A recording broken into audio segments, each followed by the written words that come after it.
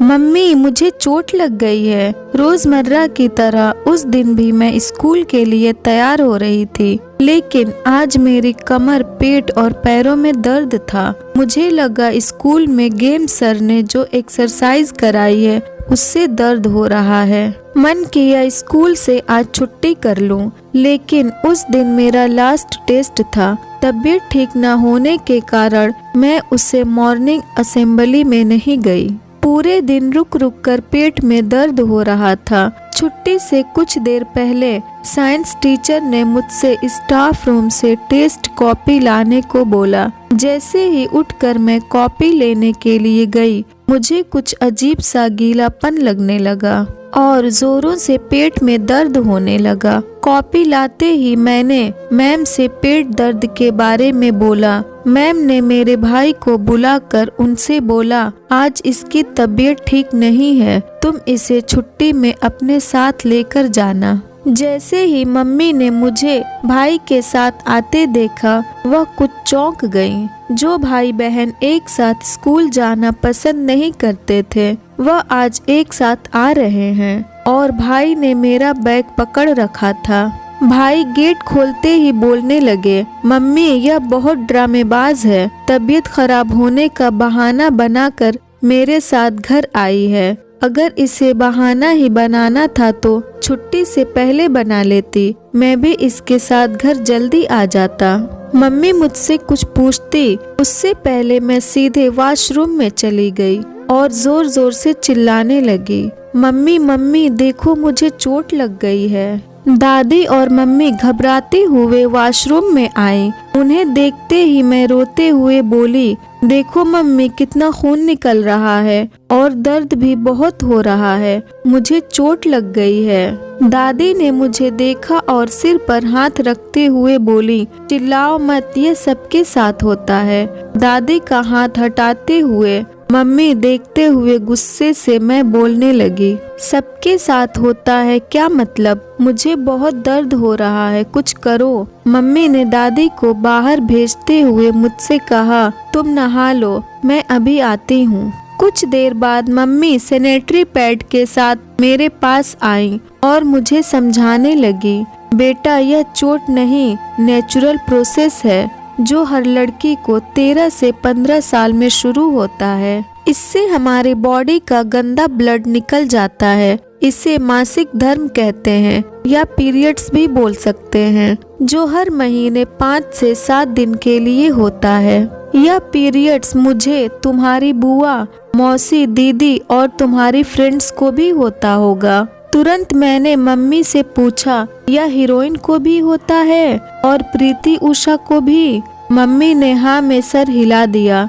फिर मम्मी ने मुझे सैनिटरी पैड यूज करना बताया और बाहर ले जाकर एक पत्थर पर 5 लाइन खिंचवाई और उसमें से 3 लाइन काटने को बोला। मैंने मम्मी से पूछा, आप यह क्या कर रही हो? बिना कुछ कहे सर पर हाथ फेरते हुए उन्होंने मुझे किचन में आकर आलू के पराठे खाने को बोला। रोज खाते समय मेरी अपने भाई से बहस होती थी, पर आज मैं चुपचाप से अपना खाना खा रही थी। उन्होंने मम्मी से पूछा, इसकी तबीयत ज्यादा खराब है या आज इतनी चुप क्यों है? पापा को फोन करूं क्या? मम्मी ने भैया को हिदायत देते हुए अपने कमरे में जाकर पढ़ाई करने को बोल दिया।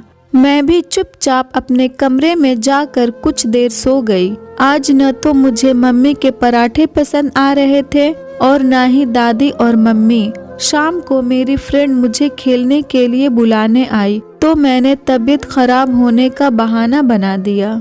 आज मम्मी कुछ ज्यादा ही मेरा ध्यान रख रही थी। कभी गर्म पानी की बोतल पेट में रखती तो कभी अजवाइन की चाय बना कर देती और गरम गरम सूप पीने को बोलती। पापा भी ऑफिस से आते समय मेरे लिए चॉकलेट लेकर आए। उस दिन मम्मी ने मुझे अपने पास ही सुलाया। अगले दिन मैंने स्कूल जाने से मना कर दिया। शाम को अचानक मेरी क्लास टीचर, जो मेरी मम्मी की फ्रेंड थी, घर आई।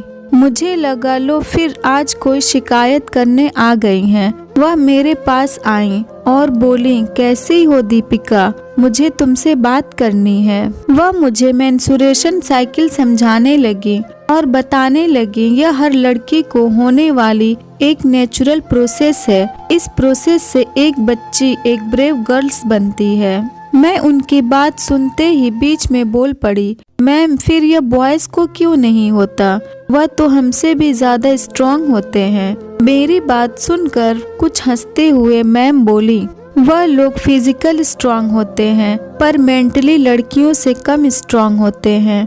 जिस तरह से उनकी दाढ़ी मूंछ उनके बड़े होने का एक सिंबल होता है, उसी तरह से लड़कियों का पीरियड उनके बड़े होने का।